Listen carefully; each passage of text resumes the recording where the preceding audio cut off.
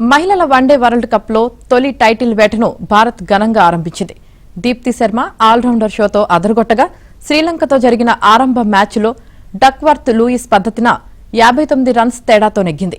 ఈ మ్యాచ్కు 2 సార్లు వర్షం ఆటంకం కలిగించింది. ముందుగా బ్యాటింగ్కు దిగిన భారత్ 47 ఓవర్లలో 8 వికెట్లకు 269 పరుగులు చేసింది. అమన్జోత్ 57, హర్లీన్ 48, ప్రతీకా రావల్ 37, రానా 28 పరుగులతో నాటౌట్ రాణించారు. అటు ఫీల్డింగ్లో నిరాశపరిచిన లంక అమన్జోత్ 4 క్యాచ్లను జారవిడిచి మూల్యం చెల్లించుకుంది. స్పిన్నర్ ఇనోకా రణవీర్కు 4, ప్రబోధనికి 2 వికెట్లు దక్కాయి. ఆ తర్వాత ఛేదనలో శ్రీలంకకు డక్వర్త్ లూయిస్ పద్ధతిన 271 పరుగుల లక్ష్యాన్ని నిర్దేశించగా 45.4 ఓవర్లలో 211 పరుగులకు ఆలౌట్ అయింది.